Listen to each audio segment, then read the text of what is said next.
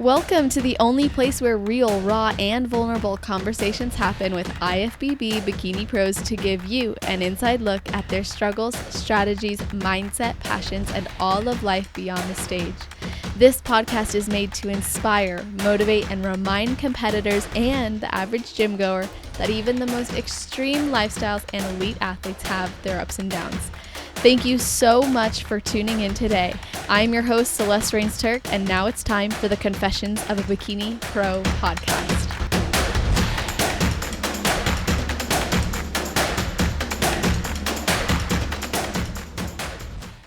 Today, we are speaking with overall bikini champion of the 2022 National Championships, which earned this athlete her IFBB Pro card. She is the co-host of the Real Raw Real podcast, a wage hour investigator, as well as an ISSA certified personal trainer and nutrition coach who has been an athlete since she was a kid and found bodybuilding in 2015, which of course led her to falling in love with the lifestyle and of course learning to help others in that process as well.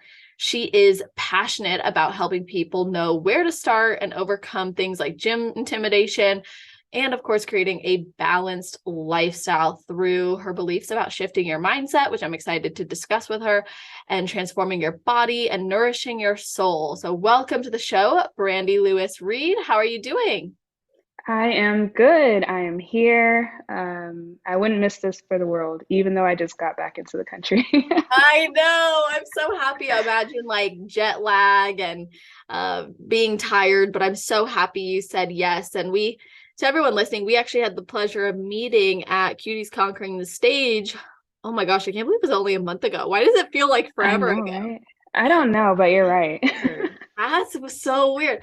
But yeah, so much has happened in between then, but I was just so impressed with you as a person, as an individual, and you Aw. just have such a great energy, and yeah, you're amazing. And I was so excited to get you on the show. And I gotta ask you before we dive into everything, if there's anything you do or think about or a ritual you have before your heel hits the stage. Let me tell you, I've listened to you probably since I started bodybuilding, right? Wow. And yes, I have always listened to your episodes and I was like, man, I hope one day I get to answer that question. Oh my gosh. And look at you. Here we are. Right? Like several years later, here I am. So talk about, manifesting and whatnot. But Yes. rituals before my heel hits the stage. I think lately it's kind of been, some breath work and really just kind of I listen to a lot of lo-fi hip hop these days, a lot of music without words. Yeah. So generally I'm doing that. I am envisioning the outcome that I want to have and, not attaching anything to it, but how I want to show up on stage and how I want the judges to view me. So I'm looking at me, I'm looking at myself, I guess from the perspective of a spectator. And that probably sounds really weird, but it's kind of like I just step outside of myself a little bit Yeah. and just envision what that looks like. And then usually it comes to fruition in some way, or at least I'm happy with, the stage performance. So, Heck yeah. Oh my gosh, absolutely. And you gave a whole presentation at Cuties on manifestation and visualization and really making your dreams reality. And I think we should just dive straight into that because we started off with, you've been listening to this podcast for a while. You've thought about how you want to answer that question. You just shared that visualization and breath work and detaching from the outcome, which I love, and more so focusing on how you want to show up, how you want to be perceived and represent yourself as well. Let's just talk straight away because people are going to hear this and be like, well, that's great, but how do I do it? What does it actually look like? So what are your top tips for people wanting to utilize visualization or journaling or any other manifestation tools you utilize that maybe just don't know where to begin? Sure. So hopefully I can answer all of this in a way that answers those questions for other people. But of course, they can always reach out to me if I need to clarify or expand more. So my top tips, my recommendations, I'll start with manifesting. So, of course, I'm very huge on manifesting. I studied at CCTS, and I think I proved that a little bit as far as like the impact that manifesting can have because a couple of years ago, I think it was 2021, I wrote in a journal in an affirmative way that I will be a speaker at CCTS. I even started writing like an outline, which I didn't show on the slideshow because the picture was too big. I started an outline of, what my topic would be at the time and so on and so forth. And just so happens it was like bodybuilding and mental health or something like that. But I wrote that in an affirmative way as if it was going to happen. Like, I will be doing this. I am going to do this. And so I started doing a lot of that. I think I started practicing this, if you will, probably around 2015. I was coming out of just a long stint of depression and anxiety and really just trying to pull myself out of that without having to be super medicated to do it.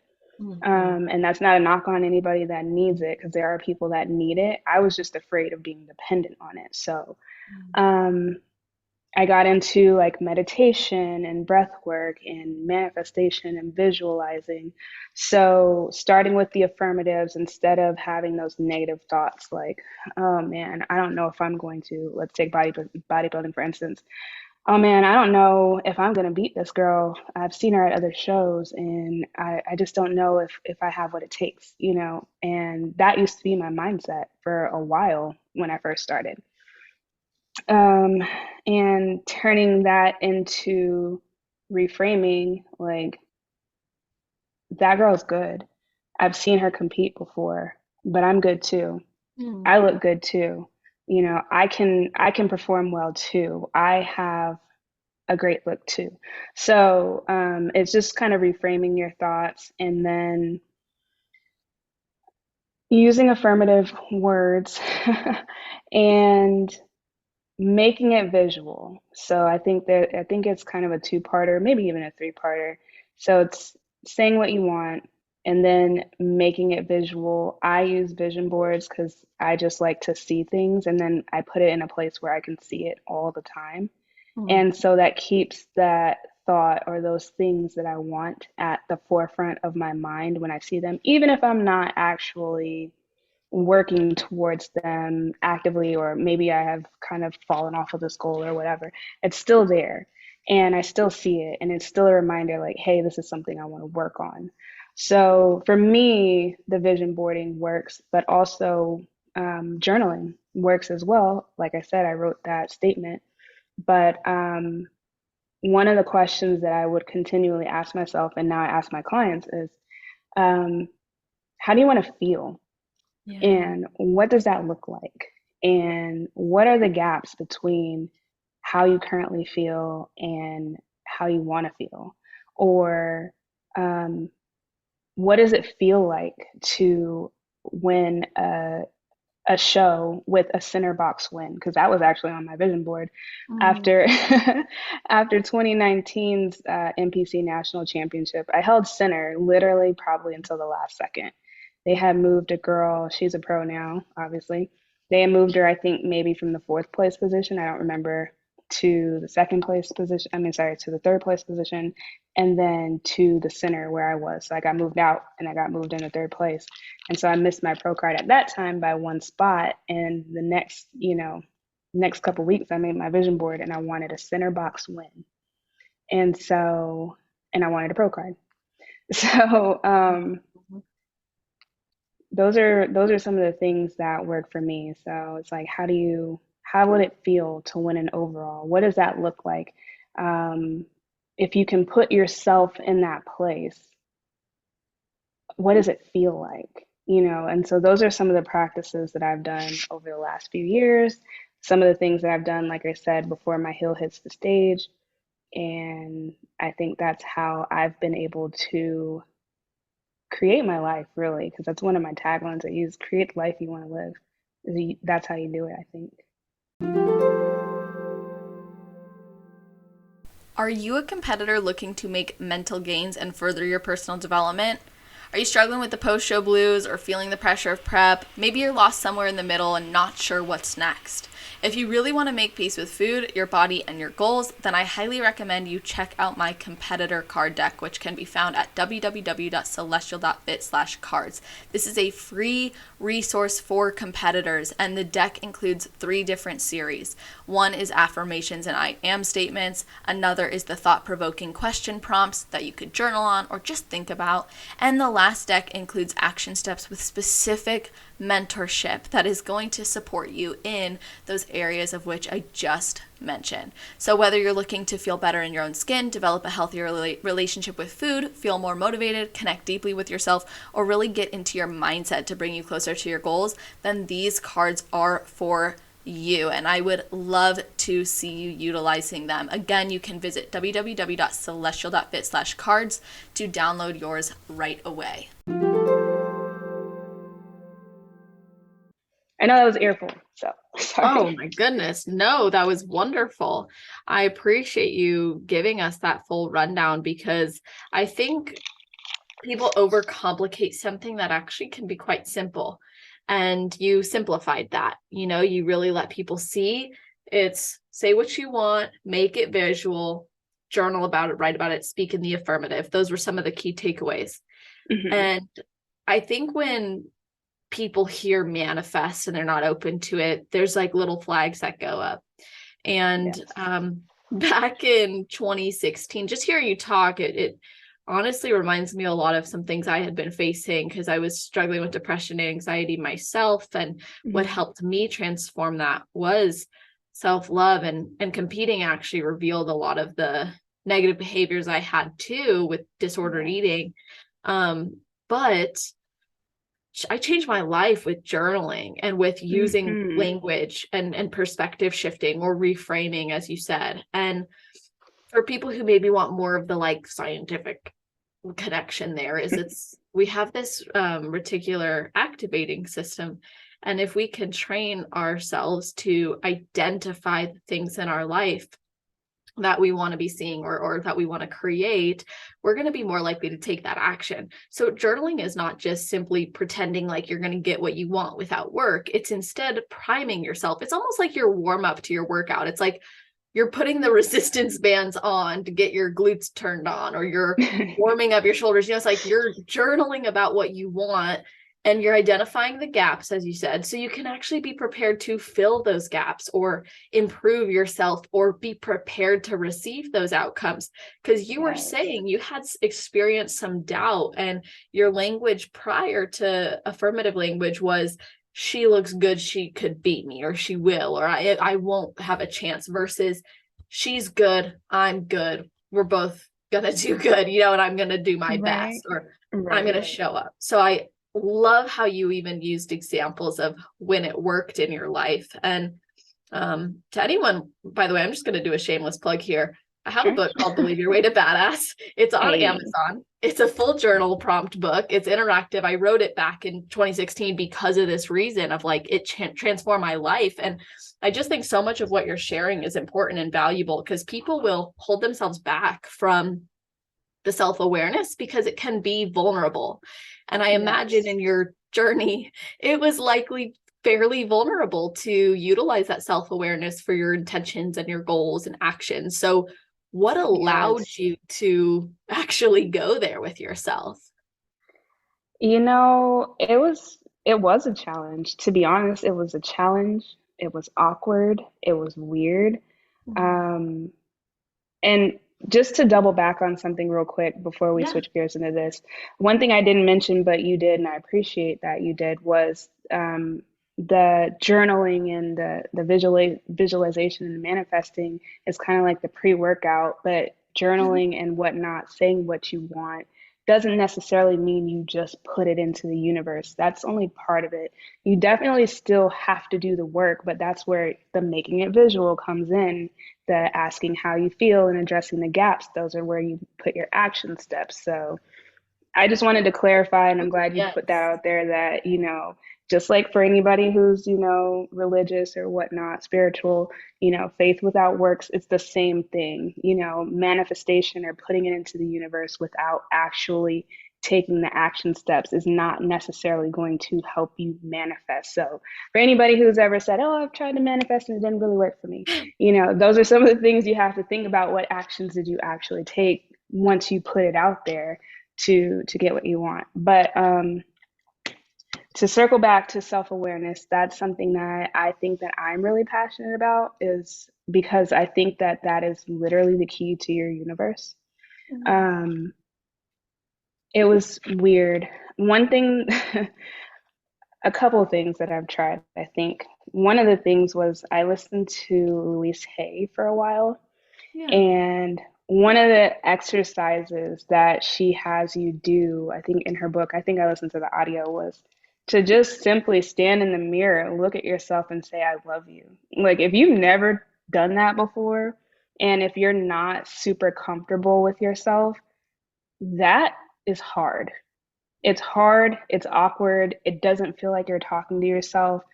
For anybody who hasn't tried it, but has their interest has peaked, it will feel weird. But then you start to do it over and over. Maybe you don't believe it at first because you truly don't believe it, but then the more you say it, the more, one, you become comfortable saying it, and then two, you start to believe it.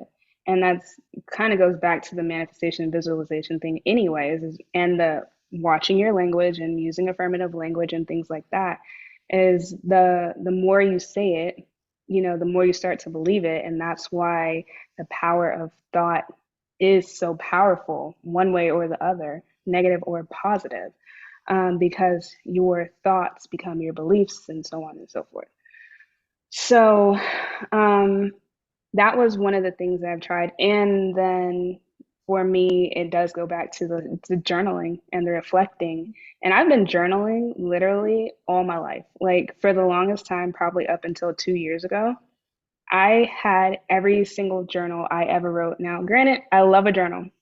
I Yes. had so many half-filled journals because I'll start a journal, I'll write for a little bit, and then I kind of fall off, and then I'm ready to journal again. I buy a whole new journal because I'm obsessed with journals and journal covers and all of the things. And then, yeah. So I've had journals from like third grade all the way up until like 28 or something. And occasionally I would go back and read them, just read entries. And, I told you I went through a whole deep, dark hole for like most of my 20s. And a lot of the stuff was so repetitive. Different person, different circumstance, same words in a different way. I was like, man, I really haven't changed a lot at all. Like, everything's still the same, it's just different.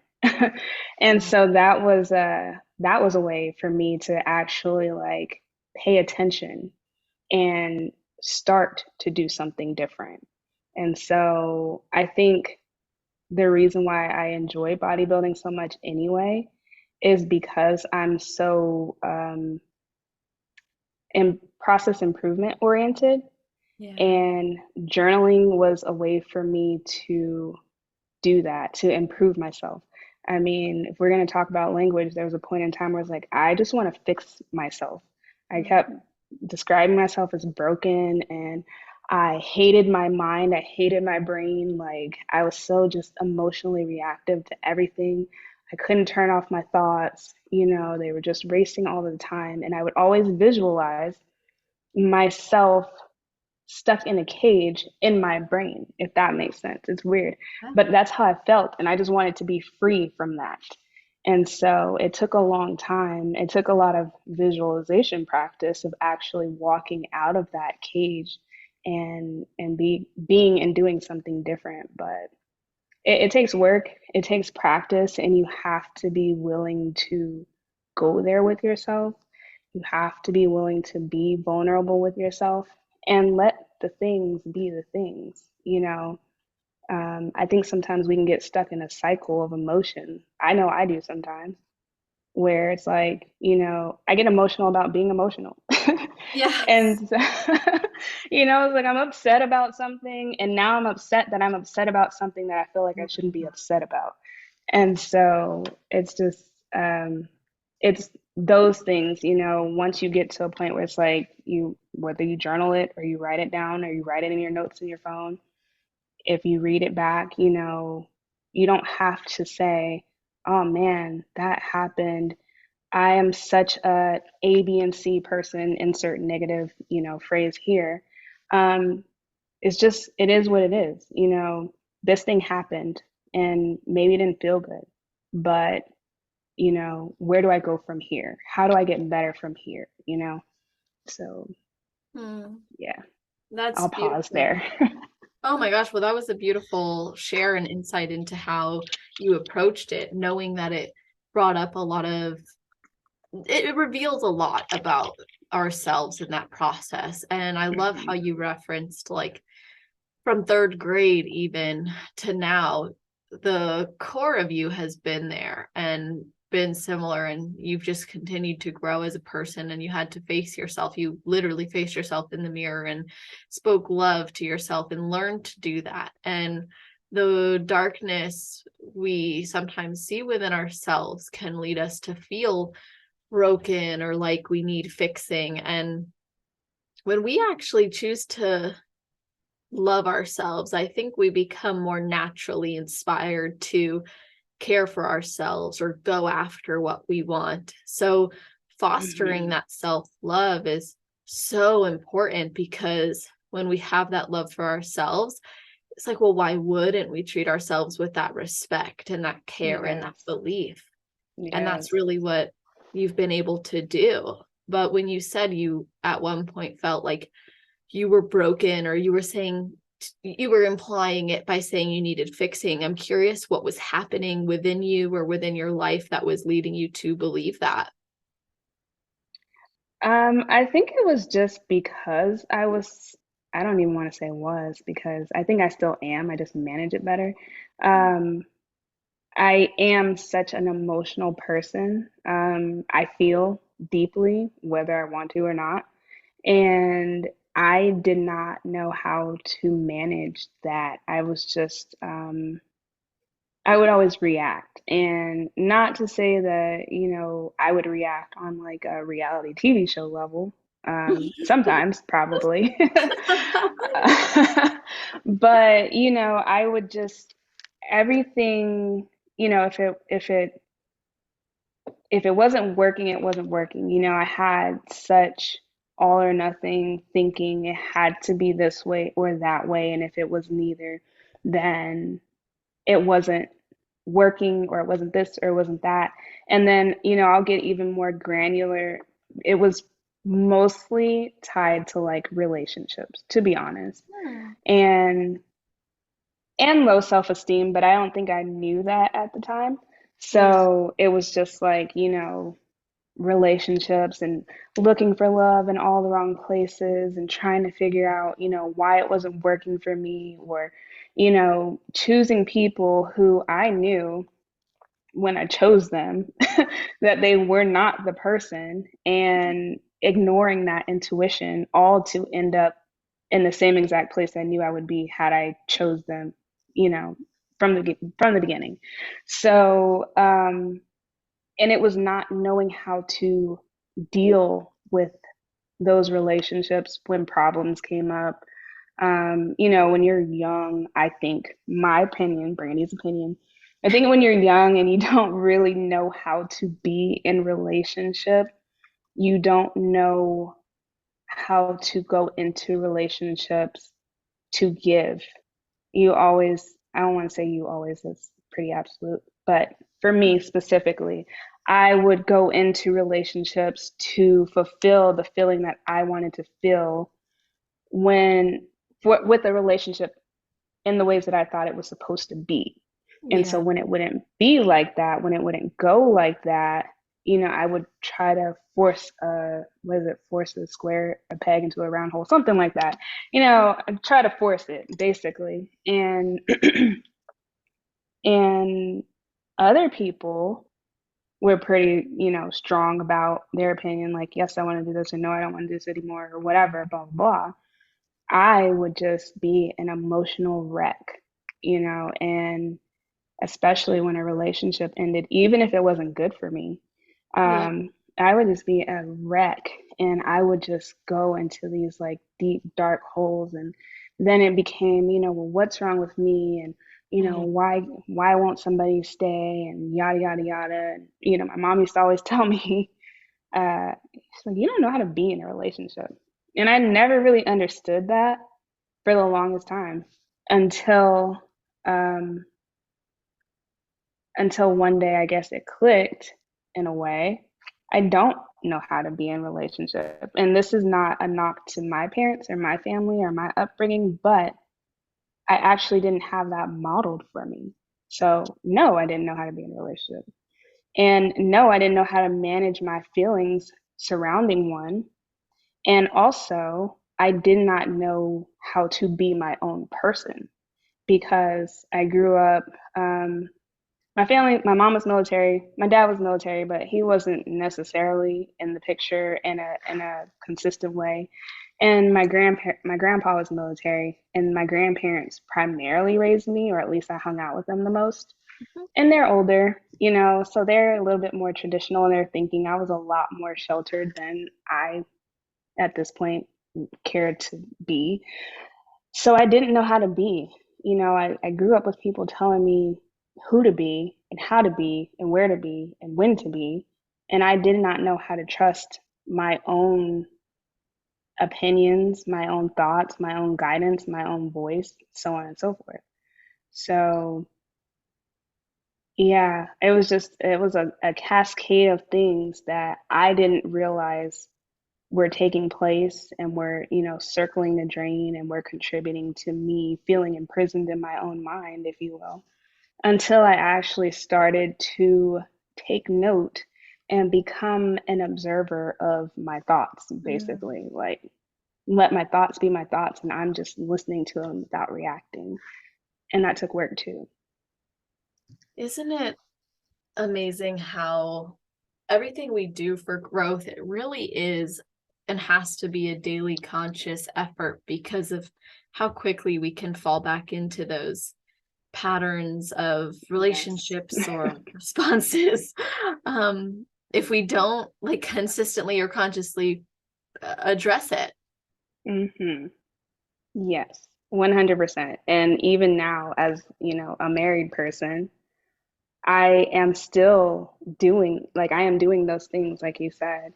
And I always have these conversations with my wife. My wife's name is Danielle.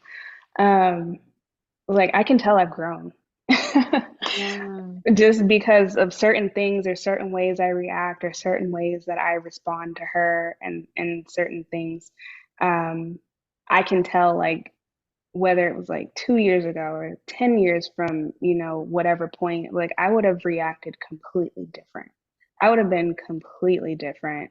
For instance, we were on this vacation this past weekend and we got into a bit of a spat. It wasn't a big deal. It wasn't a huge argument, knockdown, drag out, anything like that. Mhm. Um, but I was annoyed. I was upset. I'm pretty sure she was at the moment. Um, but then I figured, I was like, you know what? I'm halfway across the world in a beautiful, majestic city. The last thing I want to do is spend the rest of my weekend upset and then making you know that I'm upset, because that is one of my former toxic traits Mhm. is just being passive aggressive, and just being mad and holding on to stuff that didn't need to be held on to.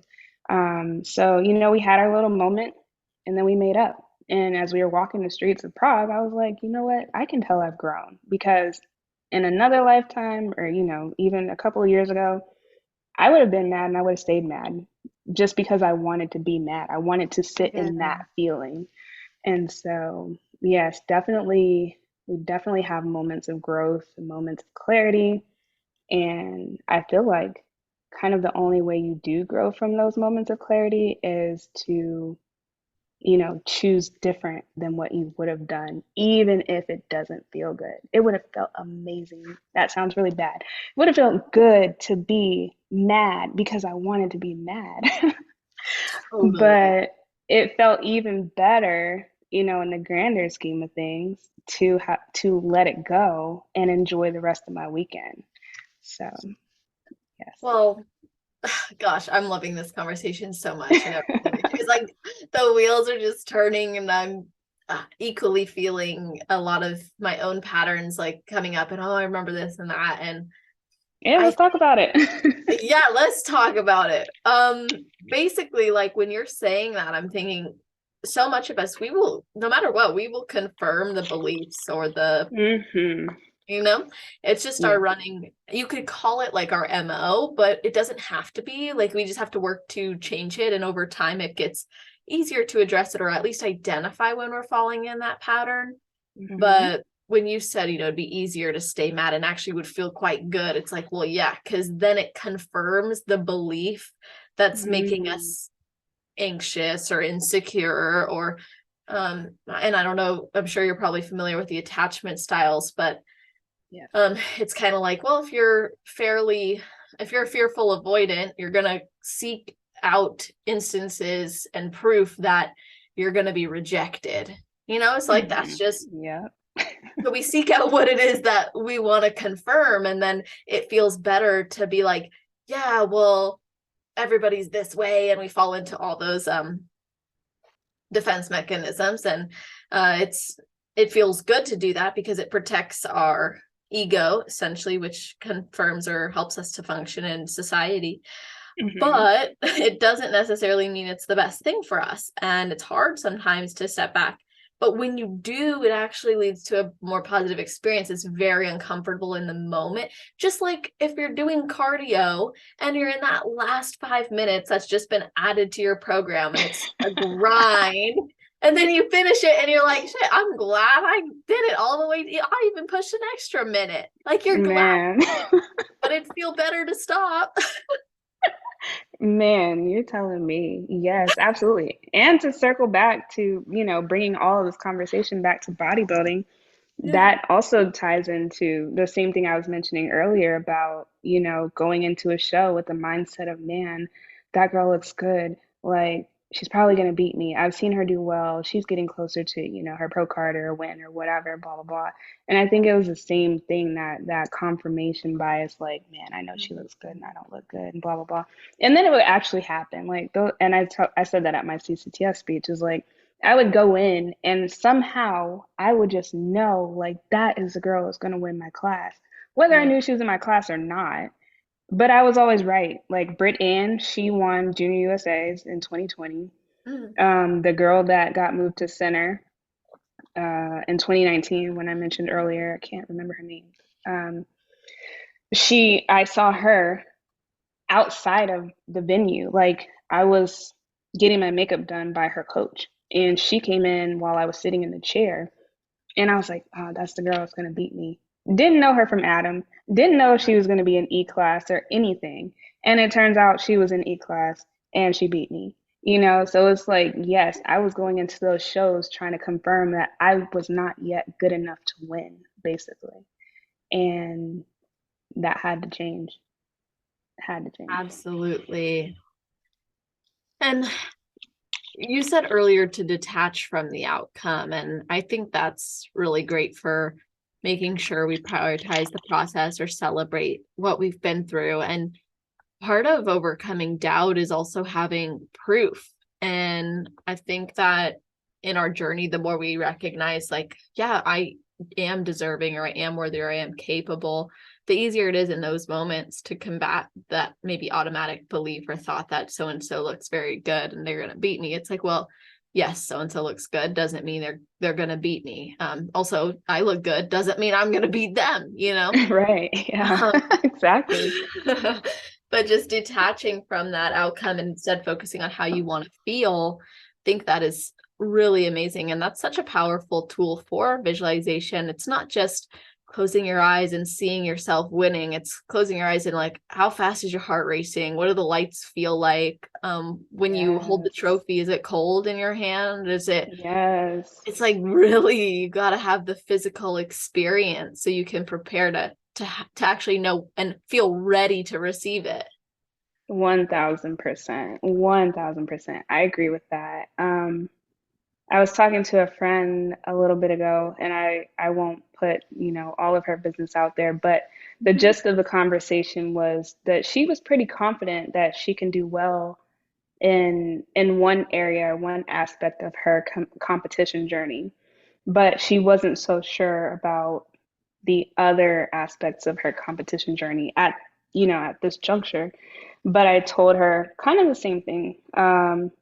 I was like, that feeling, that knowing that you have for this side of your journey is the same thing you need to bring to this other side of your journey. It's literally the same feeling. You need to have that same confidence in the same, in this other area too. So, yeah. I mean, I know, a lot of the things that I talk about and, I believe and I practice is because I'm a psychology nerd. I wanted to be a psychologist at one point in my life, but then again, I told you I'm super emotional and I feel deeply. I was kind of afraid of other people's stuff, but I used it, to fix myself, if you will. So I know all like the technical terms and the scientific background and stuff like that, but would you say or can you say does confirmation bias work both ways, negatively and positively, or Absolutely, because we can also justify things that maybe we shouldn't be justifying as well. hmm So we can seek out any evidence to confirm the belief that we have. So if the underlying belief is that we're amazing and successful and champions and capable of achieving everything that we set our minds to, we would then seek out proof or evidence of that being the case. So, yeah, it can hmm definitely work both ways. Similarly, like if we consistently seek evidence that that belief is true, it makes that belief a lot stronger. hmm So, I do see that being the case. And with the emotional side of you, like you said, it just kind of triggered this memory. Like I went to counseling for the first time when I was 18. Now, granted, that hmm did not inspire me down my whole psych path at all. It's actually funny because like when I pursued the counseling and stuff, I was like, that actually had nothing to do with me pursuing this, but still interesting. Right? But I remember the therapist asked me a question and she's like, you're very emotional and you have this darkness and you get really depressed or down and all those things. But if I gave you something that would take all that away, but it would also take the really like bright and high and amazing sides of you, um, Mm, would you want to do that? And I was like, well, no, because those sides of me I love, right? And she's like, right. well, you can't have those without this. And I'm like, shoot.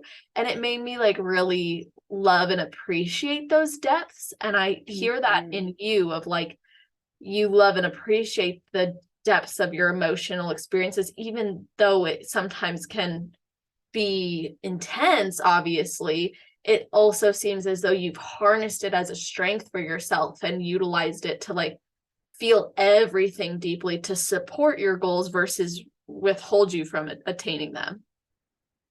Yes, absolutely. 1000%, I think so. I agree. I had a So, thought. I was gonna yeah, go somewhere with that, but it take it left as soon as wherever. it came. Okay, well, if it comes back, definitely let me know. But I have a Okay, question kind of just regarding this journey you've been on because you went sure. from some of the doubt to no, I'm going to start seeing myself as that champion. hmm What did that journey through competing as a whole, like from first show to time off to returning, all of it? What has it maybe revealed to you about yourself or has taught you? Because you attained your pro card. So once you made it to the pro league, like, and you reflect back, what did you maybe realize about yourself or learn in that process? I think, honestly, I think the biggest thing was reframing, my mind because, like I said, I had gone into all those shows prior to this year, honestly, because even in 2020, same thing. And that was the last time I competed before this year. And sorry if you can hear me adjusting my earbuds, but my ears are Oh, small and they you're keep good. falling out. Um, I I went into it, looking for who was going to beat me. I never went into a show feeling like I could actually win. I never went into a show like, yes, I have the look, yes, I can do it, so on and so forth. And oddly enough, in 2020, I was getting ready to deploy, and disclaimer, I'm not military, I've never been military, but I worked for the Air Force prior to the job that I have now, and that gave me the opportunity to volunteer to deploy, and work alongside the military over there overseas. Um, and so I was preparing to deploy and preparing for, at the time, it was supposed to be North Americans, but as it stood, I was actually flying out the night before North Americans, and there was Wow. no way I could fly to Pittsburgh, compete, and come back and fly out. So we jumped into Junior USA's the week before instead. And as we know, in 2020, everything was all wonky because of COVID, and Junior USA's was in August instead of May. And that show, like, it was just a series of unfortunate events, if I'm being completely honest, but I'm the type of person where I just have to see anyway. And so I'm prepping for the show. I'm prepping for deployment, which meant, I had to get all these shots, and I hate getting shots. I got those like the Monday before the show. I had to take this self-aid buddy care class on Friday, the day before the show, and then drive, like, I don't know, it was a 5, 6 hour drive to Charleston that night. I think we got stuck in traffic halfway through. So we didn't even get there until like 11 o'clock at night. And this show is the next day on Saturday. And so all of the things kind of just weren't in my favor at that point in time, but I had to see anyway. I showed up.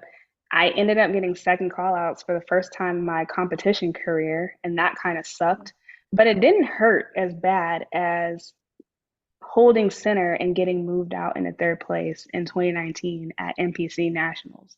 And for whatever reason, like, that was the catalyst for me, not the getting second call outs the next year, but, getting moved out of center and losing my chance at getting a pro card by like probably seconds.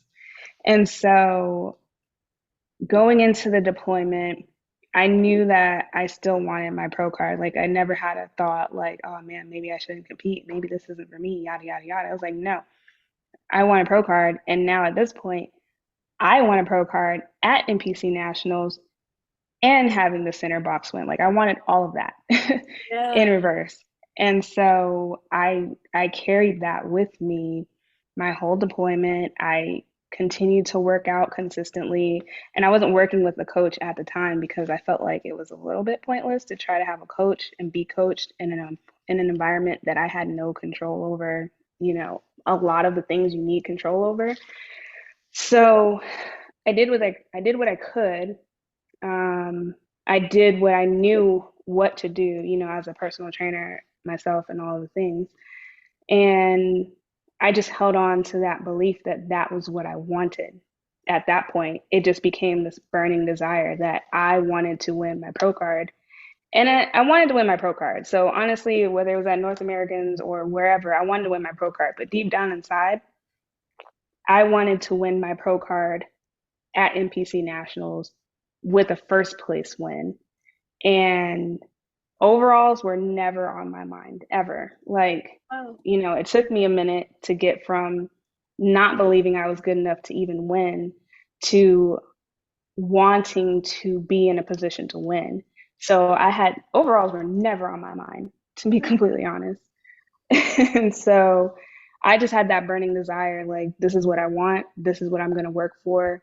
And I just hope and pray that when I get back, I don't look the same as when I left. Mm. That was it. Those were the two things that I wanted. And that's kind of what carried me through.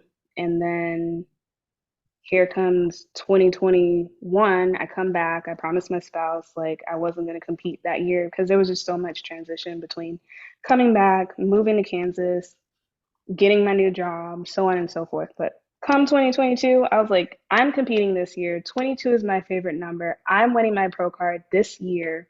Oh, and the third thing, sorry, there was three things. This is not a knock to anybody that's a Masters competitor, anybody that won their pro card at, a Masters level. Hmm. For me personally, I wanted to win my pro card in an open class before I turned Masters. That was it. That was just my goal for myself. No knock to anybody else. I promise, no offense. That's just what I wanted. And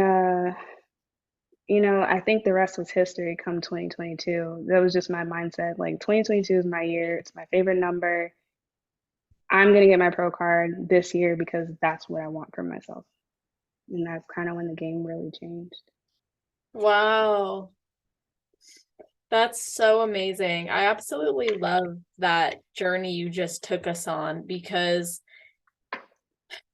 there were moments of not being involved in it. There were moments of having to coach yourself and choosing to do that and wanting to and having to overcome some of the things that had maybe held you back before.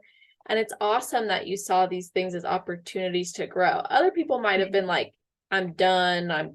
I got moved out. There's no hope for me, that type of mentality. Mm-hmm. But you were like, no, I got this. I'm going to make this happen. And there was a 2-year gap there. And I remember in your overall win interview, you had shared some of that. And I was curious if when you took that time away for the volunteering and the deployment with the US Air Force, if you were worried about taking that time off or if your lifestyle changed at all during that time off. Um, I think by the time I got to the point of, I called it involuntary time off, but I guess it was voluntary, right? Um, or forced time off. I Mm-hmm. think at that point it was starting to be pushed a lot, and I don't know if it was before, but at least in my world, it was starting to be pushed a lot through all of the prominent coaches and bodybuilding influencers like take time off.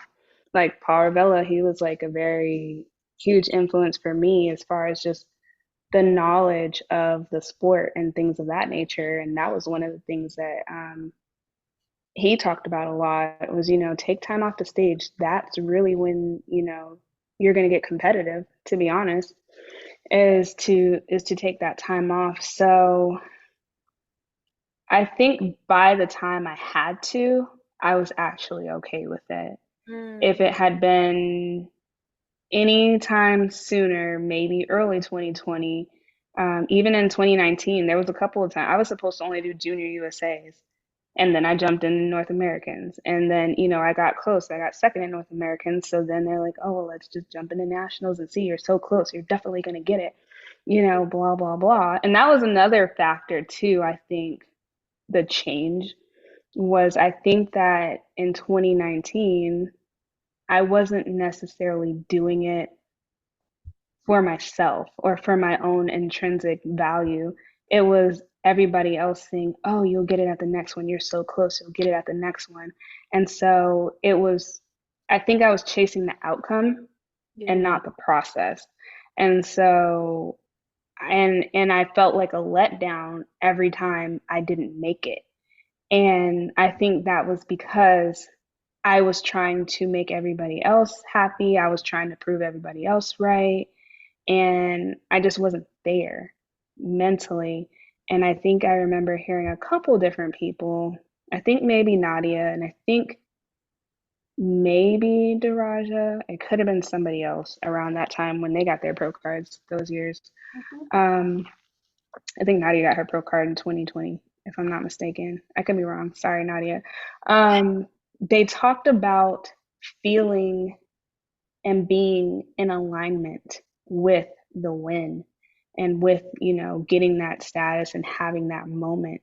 And that was something that I didn't have. And I would venture to say at some point was something that, again, I was trying to force. I was trying to force it to happen. I was trying to force myself to be in alignment. And I really wasn't because I would, walk around with this little paper pro card and all of the things and, say I'm going to be a pro, blah, blah, blah. But deep down inside, I didn't believe that. Yeah. I didn't believe that I was there yet. I was still going to the shows looking for who was actually going to win the pro card, and it wasn't me. I wasn't looking at myself in the mirror saying that. So, I don't think that I was there mentally. I wasn't in alignment mentally. I wasn't, intrinsically motivated at the time. And again, that time off, whether I wanted it or not, I became okay with it. Um, I became best friends with it, and that's kind of again where things started to shift for me, and the stars did start to align because it took me out of the chase, if you will, of the card and put me into the race of the process. And so here we are. Wow. I really, really like that. Like it wasn't just a I'm gonna be a pro type of discussion. It was a I'm gonna really embody that and I'm gonna enjoy Hmm. this process. And I'm now wondering what it means to you to think like a pro, because I imagine that shift led to a different thought process because you started prioritizing the process itself. So, how did your thoughts sound prior to that when it came to like thinking about your pro card versus the actual journey to that you believe led to you getting it? Um, I don't think I knew what being a pro meant. Like I'd heard different people say, I had to act like a pro to become a pro and blah blah blah. Well, one, I didn't know any pros. And two, I didn't know what they acted like because in my mind, the process is the process. You eat the food, you do the cardio, you do the workout, you get on stage, and whatever happens, happens. Um, but there's so much more, I think, that goes into the mindset of a person. Yeah. Um, because you can do all of the things that you're supposed to do. You can do the workouts, you can eat the foods and all of the things, but you can also do them haphazardly. You can also be just, Exactly. yeah, you can just be checking the box like, oh, and to be honest, I'm always like my goal is to always be transparent with people because Instagram and all social medias, I think don't really do a good job. I think it's shifting, but they don't really do a good job of really, giving the ins and outs of life. And there has been times, even recently when I've had really long cardio, but I did not prioritize my day well enough to get it done. And when it came down to like finishing my cardio or getting my sleep because I knew that I'd have to do it all again the next day and I'd want to do it better, there were times where I did cut my cardio a little bit short, but there are people, I think, and when you're not in the mindset, I won't even say there are people, I'll just put myself there. Yeah. Before I learned to act like a pro, I guess if we want to call it that, I would do things haphazardly. I might do my workout, I might not get to it because life, or it'll get done when it gets done, or like I said, having the mindset of not really believing that I can win, but also not putting myself in position to really win, um, was kind of where I was before because I didn't know any better. This year, um, I got selected for a sponsorship from Fit Body Fusion at Sean's Couture's CCTS, and I got to be coached by Jamie for a little bit. And then when the sponsorship ended, I had the opportunity to work with Shelby, who's an amazing coach, by the way. Um, and I remember hearing that. It's always stuck with me. I just never really knew what it meant. And so when I started working with her, maybe a month in, maybe, I was like, you know what? I've heard this thing, but what do pros actually do? What do they do so different than an NPC competitor? And how do you quote unquote act like a pro or behave like a pro or become in the mindset of the pro? And she more or less broke it down like, they know what the goal is, more or less. They get really super consistent, really dialed in, for the most part. Like they know what needs to be done. Versus when you're an amateur, like I said, for me, I was going along to get along. I was checking the boxes and I wasn't intentional about it. And I think that's the difference. Um, I think most pros, I don't know all of them, but I think most pros are a little bit more intentional. And I think a lot of pros have a lot more eyes on them too. Not that that's like the end all be all, but um, I think there's a certain, I guess, standard, or at least for me anyway, of how you have to carry yourself, because when you're an amateur, you kind of do amateur things like go through your first 2 or 3 preps and blow your reverse out of the water every single time. Because sometimes you just don't know better. And then I think that when you know better, you do better. And I think that really is a big part of being a professional, is having that professional mindset, having that intention, and knowing when to turn it all the way on and when to dial it back and have that work life balance, or, that competition lifestyle balance, if that answered the So, question at all. oh, absolutely it did. And it brings me to a question I've been wanting to ask you about recently, your experience with feeling burnt out, and this happened right before you went on vacation. Like let's kind of go to the headspace of recent Brandi who was feeling some burnout coming on, and what was happening that led you to realize like, okay, I actually do need to step back and just chill, enjoy this experience of the vacation. And how did you come to terms with like what was leading to the burnout? And I don't want to ask too many questions at once, so I'll leave it there. My head's just kind of spinning with stuff. No, fair, fair. And if I missed something, please circle back, because Okay. obviously I can run my mouth. So, No, I love it. It's awesome. I'm like, gosh, I love when I have conversations that can go any which way. So truly, oh, like, this is girl, super same, valuable. same. And again, I'm a psychology nerd, so I probably can talk to you all day long about I just know. things. I love it. I love it about you. You're so on it. It's awesome. Oh, I try.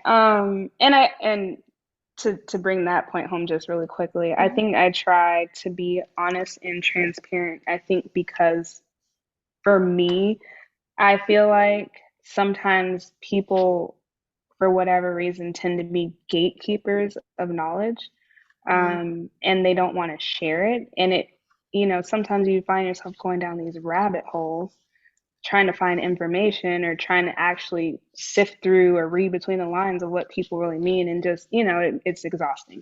So if I can ever be honest or transparent, if I have opportunity to do so, I'm going to. Is that, sorry to interrupt, is No, that you're good. part of why you started your podcast? um I think there's ties to it, and it's the podcast is myself and Yolanda Brown and Stephanie Serow. Stephanie is a wellness competitor under Brina, and Yolanda is a bikini competitor under Jazzy Fresh, or Jasmine Gonzalez. For those who don't know Jazzy Fresh as Jazzy Fresh. And so I think it came together for a couple of different reasons, I think, and ended up being what it is.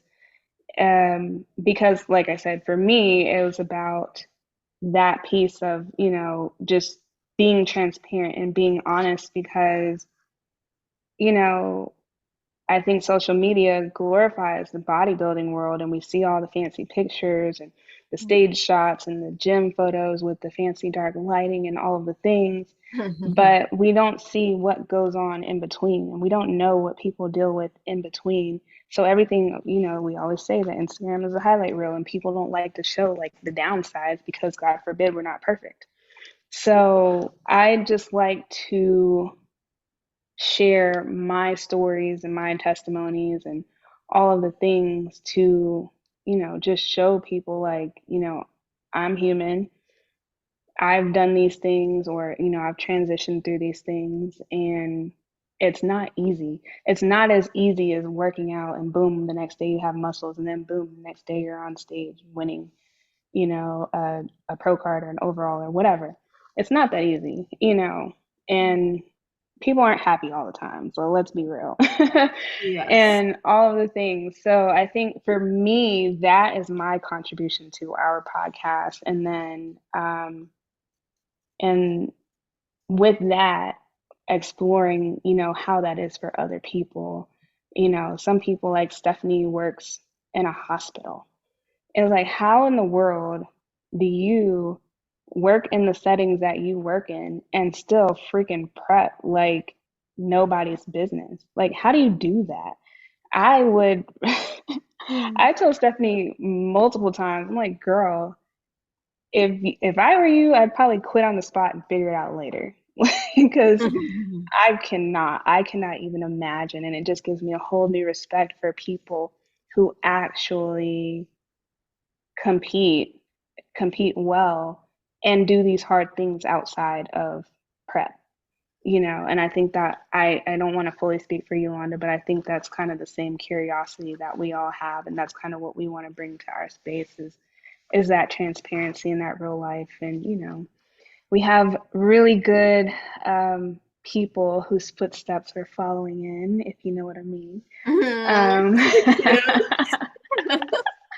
Cute. and so I mean, I think I've said this before, and if I haven't, I'm just appreciative of the path that you created, whether it happened, as something just to do or whether it was super intentional. It just kind of opened up a lane for stuff like this and for conversations Oh, and things of that nature. So just thank putting you our for own little spin saying on it. that. Oh my gosh, thank you. Yeah, absolutely. I think you definitely deserve your flowers. I mean, you've been doing this a Oh, long, long time.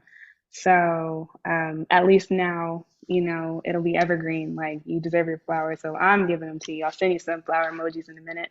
oh, you're so cute. Thank you so much. Yeah, no, absolutely. And of course, me running my mouth. Okay, let's No, circle I back love it. to Yes, okay, back to the previous discussion. Yes. remind me where we were because I know you said that while Burnout. you started. Burnout. Yeah, burnout. There you Yes. go. Okay, boom, we're back. All right, so um, I think that for me, I didn't realize it initially, but CCTS was super exciting. I was super ready to go.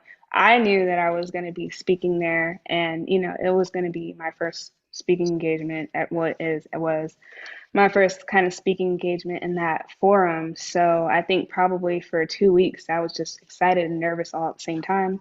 And then CCTS happened, and it's kind of hard not to be excited the whole weekend, whether you're speaking or not. Hmm. And so I feel like I was just on, like, from 2 weeks before to after, getting into the athlete search group and having all these new people and, just being on, and then, starting up the podcast and all of those things, doing my job, my workload picked up. We lost some people due to retirement and things of that nature, or people just went a different direction.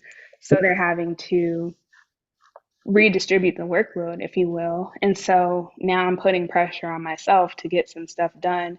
And oh, by the way, I can't fully focus on this because I'd actually rather be working on, my clients' programs or, updates or whatever, because that's really where my heart is, if we're being honest. Hope nobody I work with is listening. Oh. But so, it's like having to be here and wanting to be there for me. And then, trying to fulfill my end of the deal with, doing the podcast with somebody as a team member, making sure my clients that I do have are actually squared away as best as I can. Oh, and now I just planned this trip to the Czech Republic with my spouse, and we buy a ticket and then find out, like, oh, your passport has to be valid for 6 months, Mhm. after your trip. And for whatever reason, I didn't know that. Actually, I've never really traveled outside of the country legitimately, outside of like military needs, so that was nothing I ever worried about. So now I'm freaking out, like anxiety is on 9.5, trying to get my passport expedited. So it's like all of these things are all happening all at once. And like you said, CCTS seems like so long ago, but it was literally at this point a month ago. And so all of this stuff happened from 2 weeks before CCTS till the week before I left. And so, oops, sorry. And I was I was starting to struggle with all of it and getting my workouts in and eating all of my meals. I was missing meals. I was skipping workouts, or not skipping. Let me not say that because I don't want Shelby to think I did something I wasn't supposed to. Mhm. I was shifting. I was There- shifting workouts from the day they were supposed to be on to a different day because I had two clients this day, or I had, podcast work this day, or, I had long AF days at work, 4 days in a row, and then I had phones at work. And, my schedule just started to unravel. And I could not for the life of me put it back together or get it back together enough to where I can just breathe. And then I wasn't sleeping well. I was either staying up, way past when I go to sleep. I try to go to sleep by 10:30 at the very latest. I was up, like up mentally, physically, like 11:30, because by the time I laid down, that was the only time, 10 something at night, that was the only time I had to unwind. So now I'm having to unwind in like 15 minutes and it wasn't working. So I was just up and then turning around and waking up at 4:30 in the morning for my 6 a.m. clients. So it just became a lot really fast. And my therapist kind of pointed it out to me. She talked about, boundaries. And we always talk about boundaries in the form of people and protecting your peace. But, she kind of enlightened me to, like, you can have boundaries with your time too. Like, Mm. what time do you have actually to yourself? And it made me realize that the days that I did actually have those boundaries, whether I knew it or not, I started to fill with other things because they were my off days. It's like, oh, this is my off day. All I have to do is cardio. I can fit this, this, and this in because it's my off day. And Mm. then my off days started getting jam packed on top of the other 5 days of the week.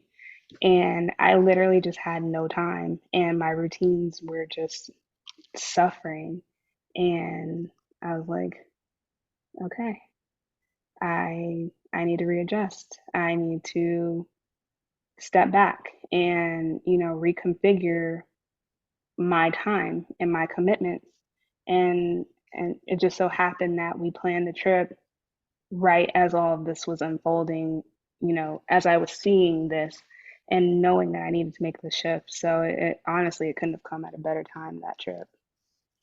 That's amazing. And I love how you were able to do that for yourself because it's not always easy to go against our own norm. And sometimes it's important because it actually teaches us what we need to be mindful of moving forward. And we don't know Hmm. those things if we're not willing to experiment. So I think it's awesome that you gave yourself that time and that chance to see what would be needed.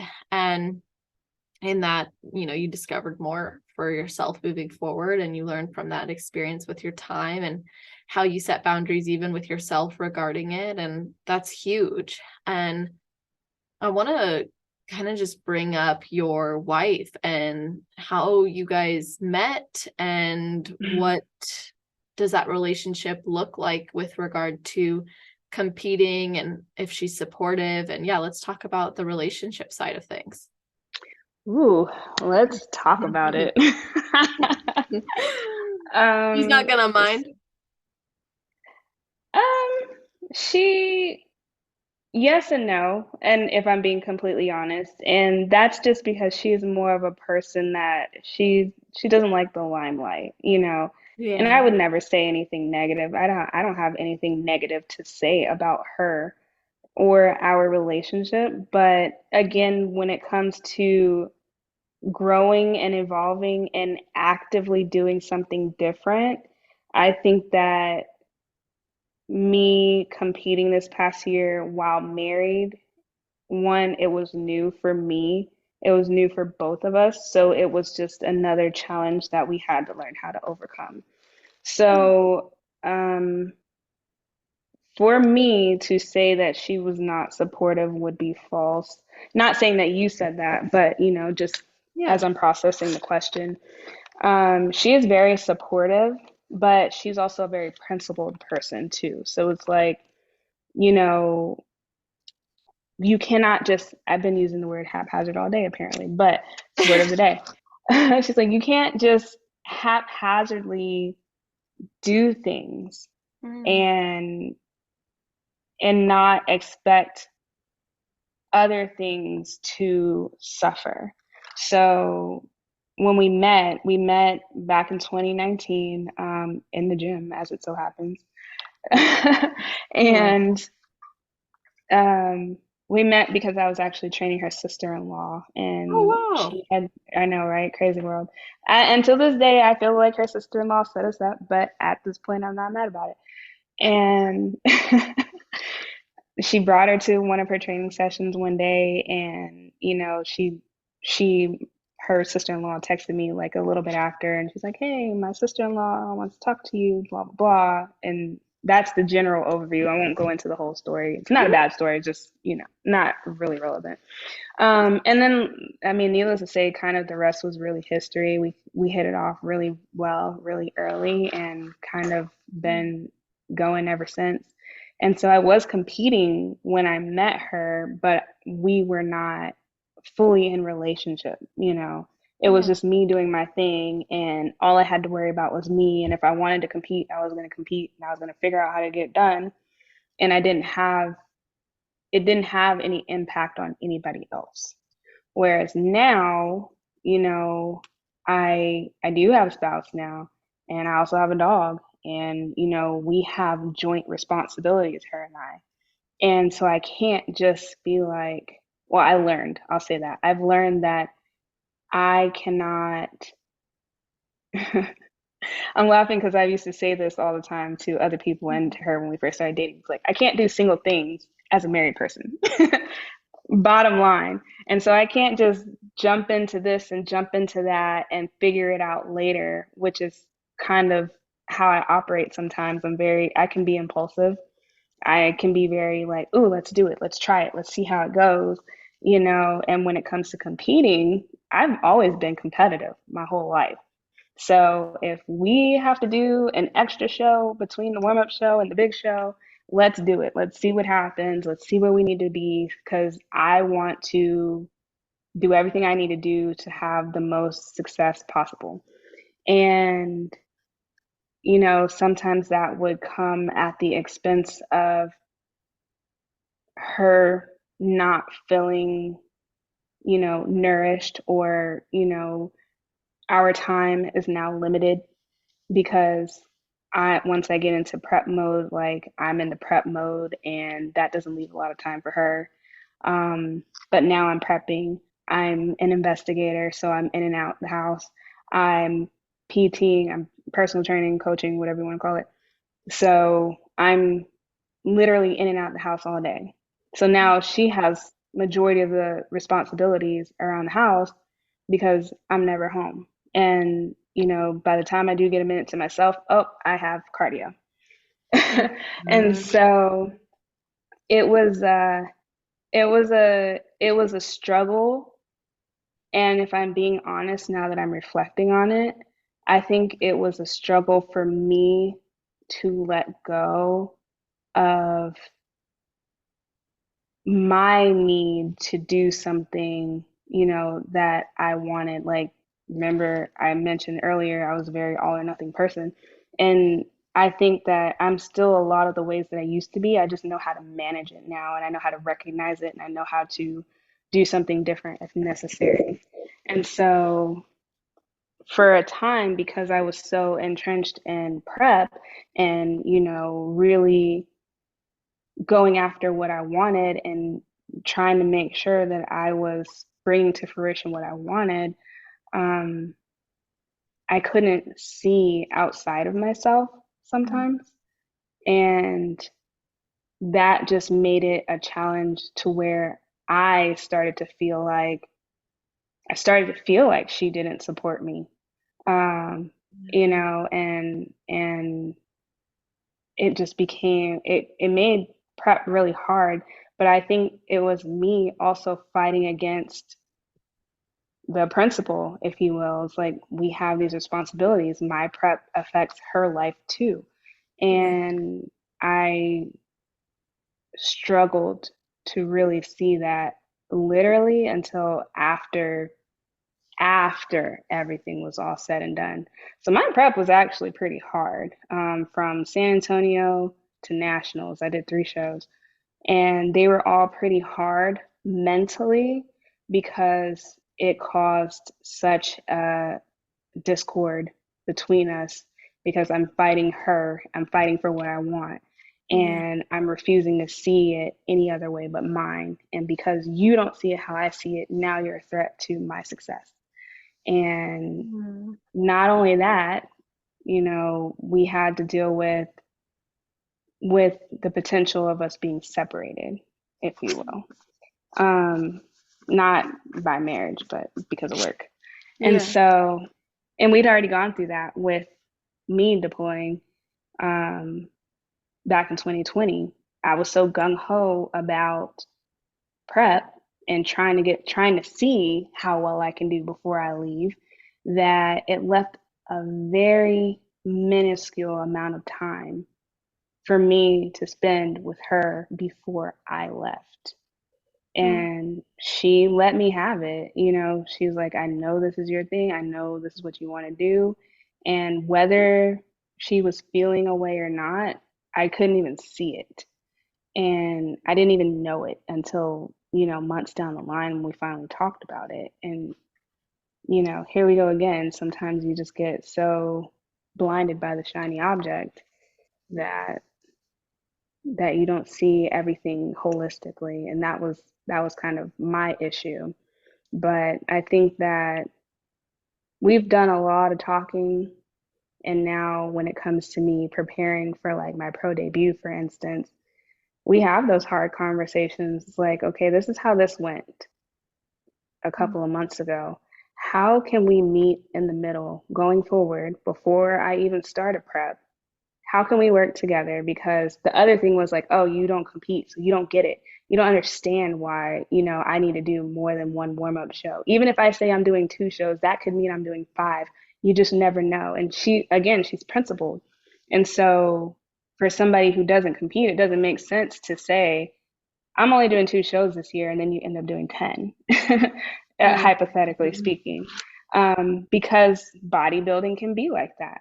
But it doesn't have to be because we don't have to compete, you know, and that's, I think, a big lesson for me going forward is knowing when to push and knowing when to pull back and being okay with waiting a little bit. And even as I say that, it doesn't really feel good to Mm. know that that could potentially be um, in my future, Mm. um, having to take that step back. And what if I am in a stride, you know, and I'm doing well? I'm going to want to push. But just like I tell my clients and just like I tell everybody else, you know, the stage will be there always. There's always a show. You can always prep, you know, but when it comes down to matters of what's really important, I don't think that I would sacrifice my marriage for competing.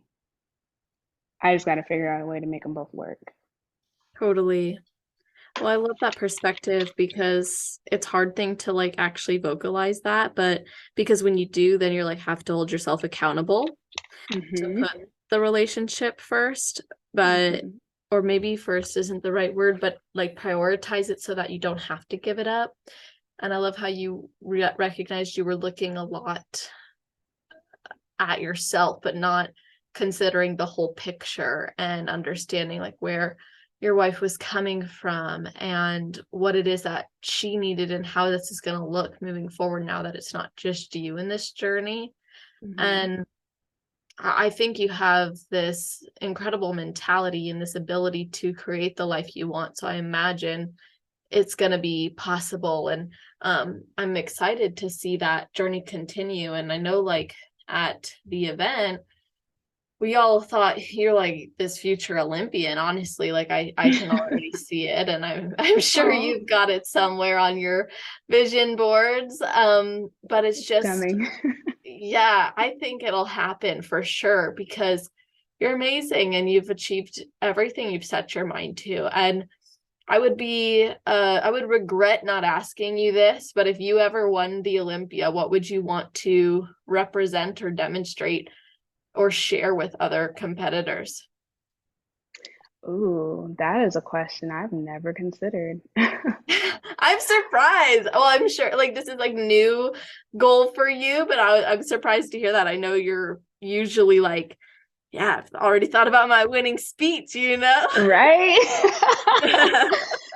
Oh, yeah, and to be honest, not to brag or plug or anything at all. Like it's always very humbling, but always very nice, I guess you can say, and that's not even really the word I want to use, but to hear that other people feel that I'm capable of doing that, of getting to the Olympia. I've had a couple people like right after nationals reach out to me or tell me in person like you look amazing, you look great, like you are definitely a future Olympian, so on and so forth. Yes. And just with the pro card, and I don't know if I ever even got into that story about, I didn't even know what a pro card was when I first started competing, but the same with kind of Olympias, like all I wanted was my pro card. Like I just wanted to get my pro card. I don't think I had a what's next goal at that point because I was so focused on the pro card. So it's the same kind of with Olympia, like just to hear people feel like I can be at that level or I can be competitive at some point in some way, um, is it's still mind-boggling, kind of surreal to see that because for so long I didn't even see myself as a pro card winner. Yeah. So if I got to the Olympia and won, one, I hope that when I do make it to the Olympia, when I make it to the Olympia, and I, do reach that pinnacle of winning, I do hope that it's in my natural hair, my natural short hair. Mm.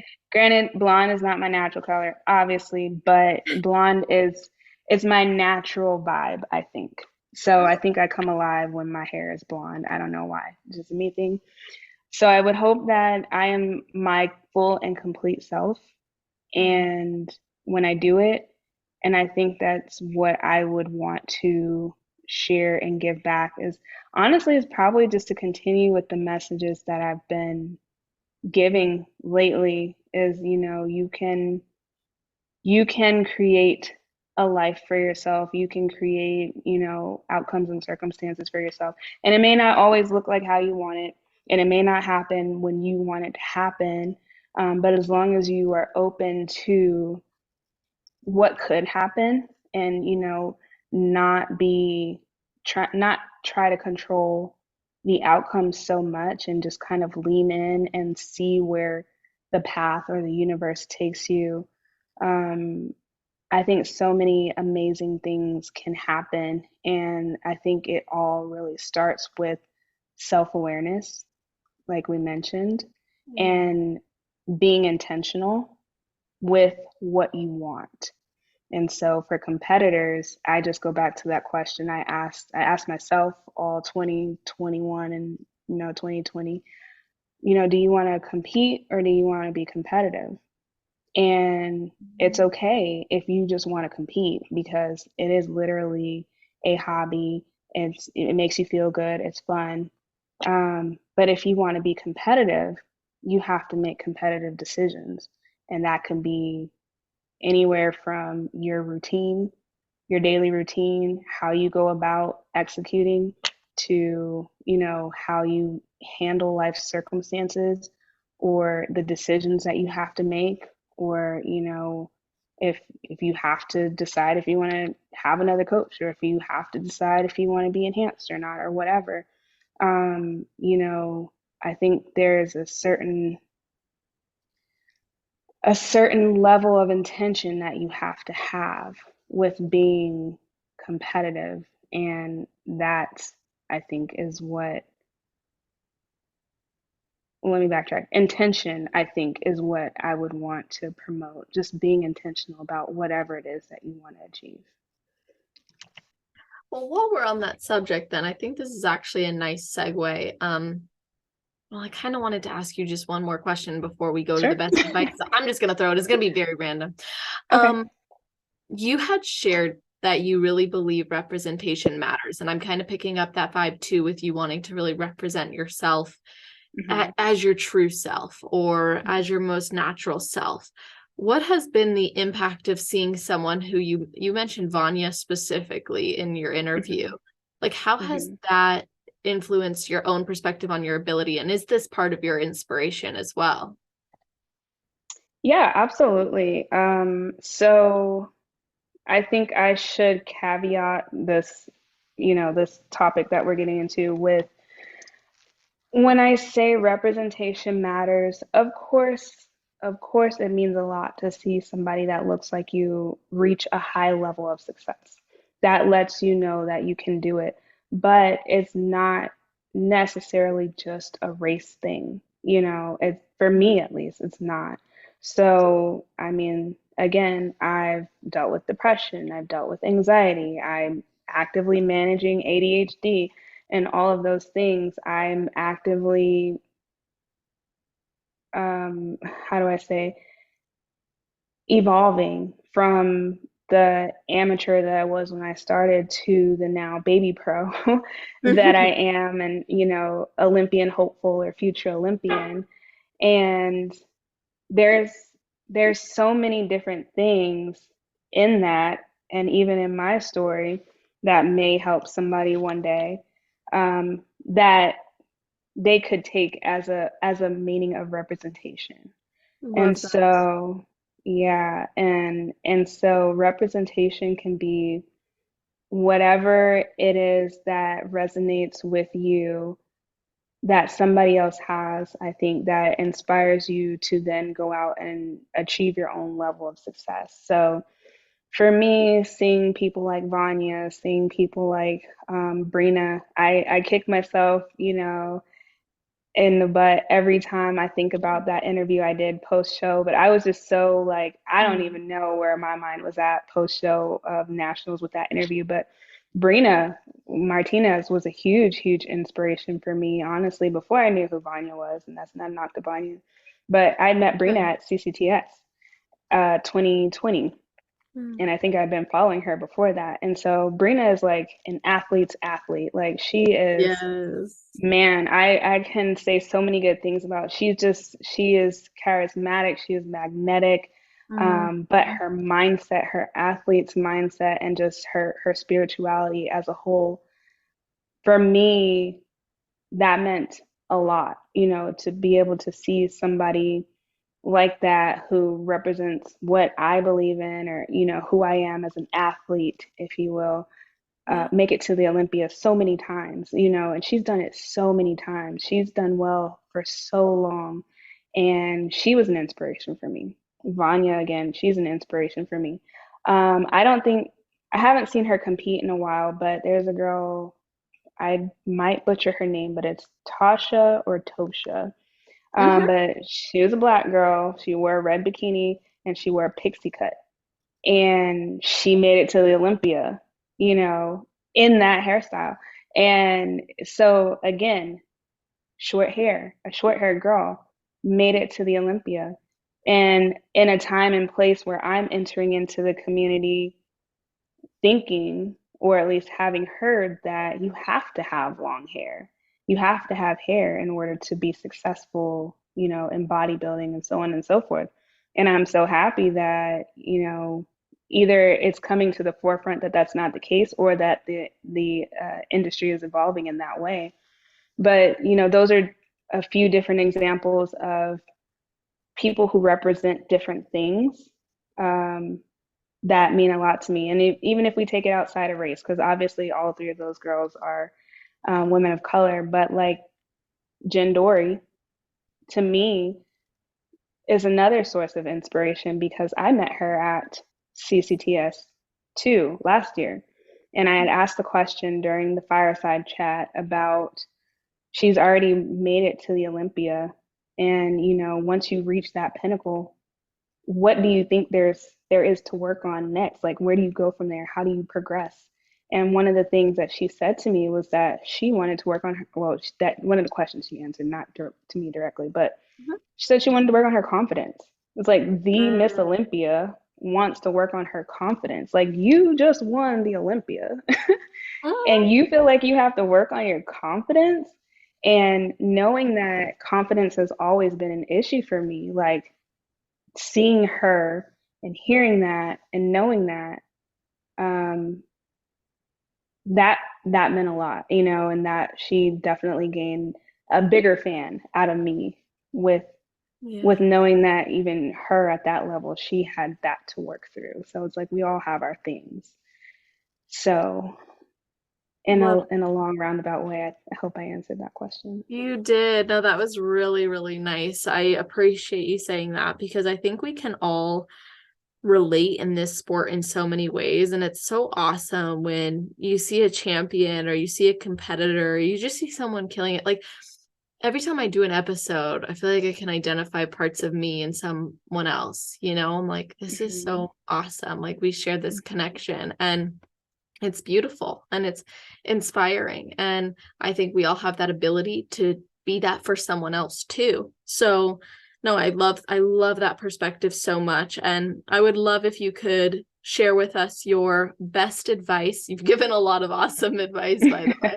But let's give your best advice for someone who's never competed before but wants to, and then your best advice for someone on their road to pro. Sure. So, I think my best advice, or what I find myself telling my clients that want to compete or think they want to compete, is one, go to a show. I think Mhm. I learned that from Paul Ravella, like way back when I started binging his content. It's like go to a show and see what it's like. Because it's one thing to see it on Instagram and be like, oh yeah, I want to do that. I want to look like that, but I don't know if I can, and then see it in person and Yeah. see what that looks like, because sometimes you have these high expectations of what you think you need to do or look like. And then you go to like your first local show, and this is no knock to anybody at all, but it's not as intimidating as it might look on the internet. Yeah. Um, and so there's that part of it. And then two, I think it goes back to, do you want to compete or do you want to be competitive? And I know that's a hard question to ask somebody who's interested, but I think that if we really peel the onion back when it comes to bodybuilding and competing, it does really come down to mindset and intention. Because I think some people might think, well, all I have to do is lose weight to get on stage. And that's not necessarily the case. It's like so many different things that go into it. So it's like, again, where where are you currently? Like, what are you able to do right now consistently? Working out is easy. Can you start to dial in your food? Can you do that? Um, how is your mindset towards yourself? And what reasons do you have to compete? And I actually had this conversation with Yolanda, which was a good conversation, by the way, to open up my perspective of, I feel like there's a good reason to compete and a wrong reason to compete. And her perspective was like, even the wrong reasons can sometimes lead to the right reasons to compete, which was very valid. It was a very valid Yeah. response. And so, but still, when it comes down to it, like you said, once you get into it, I think that competing reveals a lot about yourself. And Mm. so once you find that and you see like, oh shoot, I have this issue, or oh shoot, I'm looking at this in a way that I've never looked at it before, and how do do I manage it? Do I keep going forward? Do I not go forward? You know, how can you manage your own stuff, I think, is something that aspiring competitors probably need to figure out. Um, I hope that answered that question. And then for those on the road to pro, I think that my answer would still be similar. I think that it comes down to intention and it comes down to detaching from the outcome and being open to what is, if that makes sense. So we all want our pro card. We know what we have to do to get it. And just because we put it on our vision board and just because we visualize it doesn't mean that that's going to happen right then or in the next year. Doesn't mean it won't happen. It just means that if it doesn't happen, you cannot necessarily be tied to that in an emotional way. Like it didn't happen, this manifesting stuff doesn't work, or whatever, blah, blah, blah. I think once you open up to, all right, well, it didn't happen this show, moving on to the next, and kind of like a basketball reference, leaving it on the court and continuing to push forward with the feedback that you get. Um, Knowing that if I continue to improve and improve and improve and be persistent, eventually it's going to happen. And it may not always happen the way you want it to happen. Maybe you don't get to get your pro card in an open class. Maybe you do end up getting your pro card in the masters. You still get your pro card. Once you're a pro regardless. And so I think it's a matter of just being open to whatever path it takes you down as far as the process and just be process driven and not outcome driven. Continuing to better your best. And yeah, I'll stop there before I start rambling and repeating myself.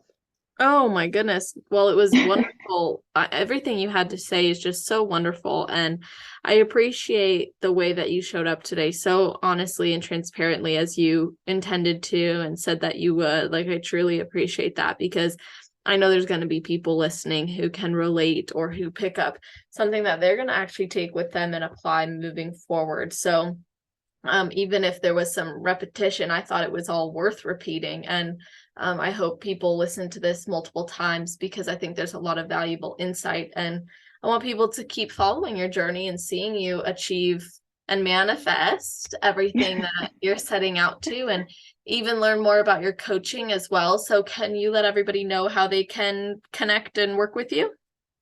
Yeah, absolutely. And again, I appreciate you having me on. Like, this is another thing that was on my vision board. I'm just checking Hell them off one yeah. by one. I love it. So yeah, I really appreciate you, giving me the space and lending me your platform to just kind of share my story. So for anybody who wants to continue to follow my story or my journey, the best way to do that right now is through my Instagram. I'm most active on Instagram, and that handle is at B, the letter B, as in Brandy or Beyonce, B dot Shane, Shane underscore IFBB Pro.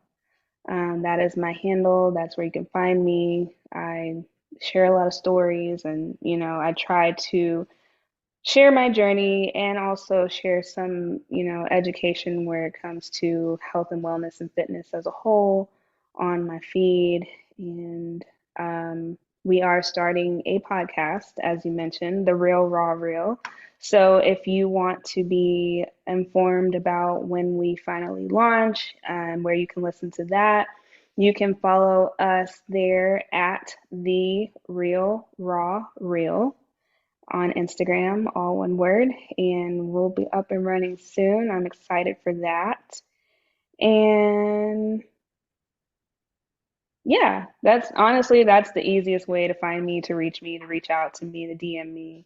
I think my website is for my coaching or training Mhm. is on there too, is on my link in my profile. I'm also a Sean's Couture sponsored athlete, so I'm always talking about, the benefits of working with Sean and Sean's Couture. I think she is amazing as she is. And that's one person I didn't mention when I was talking about representation, but that is another big source of inspiration for me when it comes to just seeing somebody walk the talk, you know, Mm. and I think that she does that really well.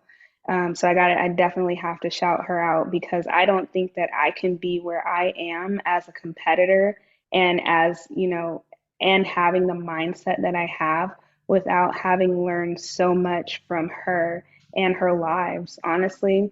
And then her coaching because I work with her directly. But, you know, a lot of the things that I've put into practice as a competitor, a lot of the things that I look at now, and a lot of the things that I'm intentional about is because I learned a lot of it from just listening to Sean and learning what I need to do to be successful in my division.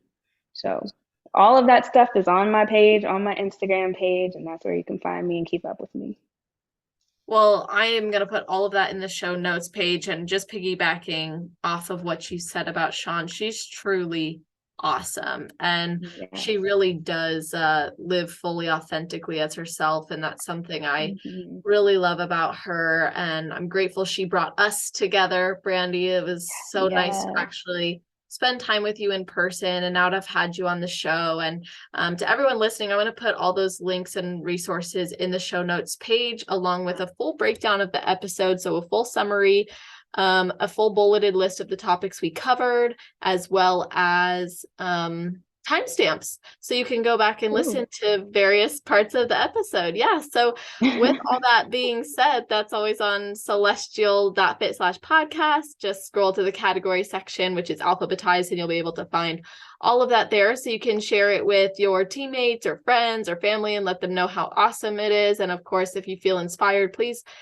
rate the show or leave a review and tag us on Instagram as you listen with some of your takeaways, because that goes a long way for the athletes and for the show. And it means a lot to me because I just feel it connects us even more as a community. So thank you guys in advance for that. And I hope you have an amazing rest of your day, night, or morning, wherever you are in the world while you're listening to this episode.